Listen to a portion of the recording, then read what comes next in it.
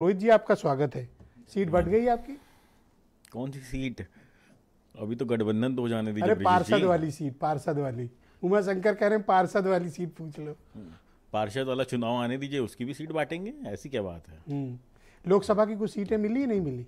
जी ब्रिजेश जी, देखिए, राष्ट्रीय लोकदल ने जो निर्णय लिया है वो समाजवादी पार्टी के व्यवहार से आहत होकर लिया है। समाजवादी पार्टी अपने घटक दलों के साथ धोखा करने का काम कर रही थी।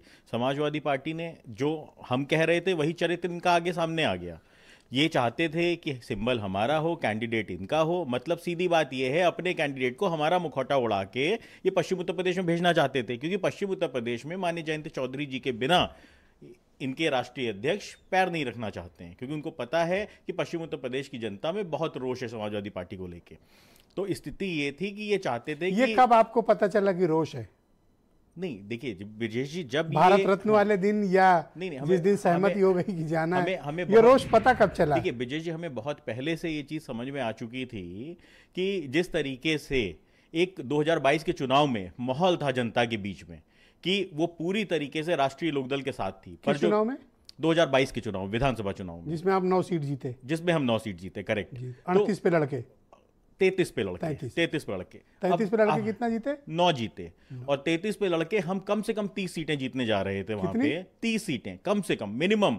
ये मैं आपको मिनिमम बता रहा हूं, 30 सीटें। हाँ, समाजवादी पार्टी के गलत व्यवहार के कारण हमारे कार्यकर्ता के अंदर रोष आया। वहां पे इन्होंने हमारे सिंबल पे अपने कार्यकर्ता को थोपने का काम किया। एक बात सीट है, मैं आपको विद एग्जांपल बताता हूं विजय जी। ऐसा थोड़ी ना है कि आपके मीडिया के बीच में नहीं थी चीजें, हम किसी चीज से इतना कोई आपको कैसे ब्लैकमेल करता रहा और आप दबते क्यों गए?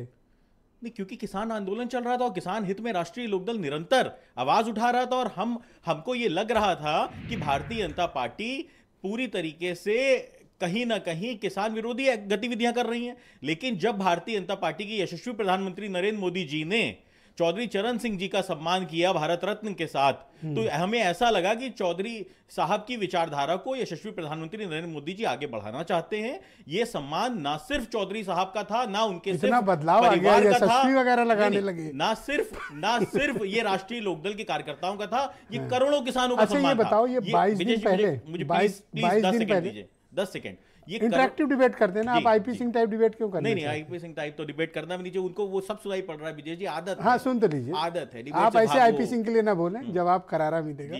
सुनिए, अभी 22 दिन पहले की बात है, आपकी पार्टी के राष्ट्रीय अध्यक्ष बिना किसी को बताए अकेले चुपचाप लखनऊ उतरते हैं, सीधे विक्रमादित्य मार्ग जाते हैं, अखिलेश यादव के घर लंच करते हैं, घंटों डिस्कशन होता है, सीटें भी तय हो जाती हैं।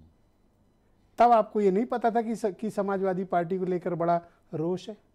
विजय जी, जब राष्ट्रीय अध्यक्ष जी हमारे वापस गए, उसके बाद मैं आपकी डिबेट में आया और मैंने आपकी डिबेट में एक बात कही थी, शायद आपने ध्यान पता नहीं दी कि नहीं दी, पर जनता ने जरूर ध्यान दे ली थी कि राष्ट्रीय लोकदल के कार्यकर्ताओं की धामी का खून नहीं सूखा है। अगर सिंबल हमारा होगा तो कैंडिडेट भी हमारा होगा। तो बिल्कुल बात साफ थी कि समाजवादी पार्टी हम पे दबाव बना रही थी कि हम अपना सिंबल देके और समाजवादी पार्टी का कैंडिडेट ले लें, ताकि समाजवादी पार्टी हमें धोखा देने का काम दे सके। आप देखिए ना, स्थिति देखिए, आज स्वामी प्रसाद मौर्य जी ने इस्तीफा दे दिया। क्यों दे दिया? और स्वामी प्रसाद मौर्य जी मनोज, नहीं, आप ही उनके लिए भद्दा भद्दा बोलते थे।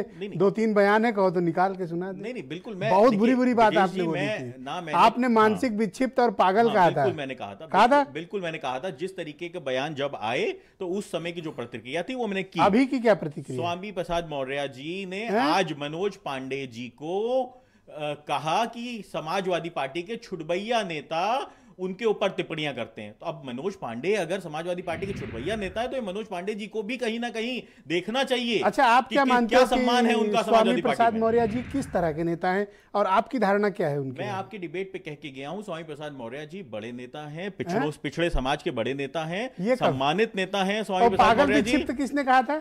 जो उनके बयान आए थे जिस समय, उस समय मैंने जो स्टैंड लिया था, अब बदल गया? आज भी नहीं, मेरा स्टैंड आज भी नहीं बदला। देखिए, बिल्कुल साफ बात है कि मैंने कभी स्टैंड नहीं बदला। मैं आपके डिबेट पे ही कह के गया था, और मैं आपको, आप आर्काइव से निकलवा के देख लीजिए। स्वामी प्रसाद मौर्य जी पिछड़े समाज का प्रतिनिधित्व करते हैं और वो पिछड़े समाज के अच्छे नेता हैं, परंतु जिस तरीके का वो बयान दे रहे थे वो साफ दिखाई पड़ रहा था कि या तो वो प्रायोजित बयान है या वो मानसिक तौर पे बीमार हो चुके हैं, इसलिए उनके बयान अगर ऐसा हो कि 2-4 दिन में आपकी पार्टी वो ज्वाइन कर ले तो आपने बयान वापस ले लोगे सब?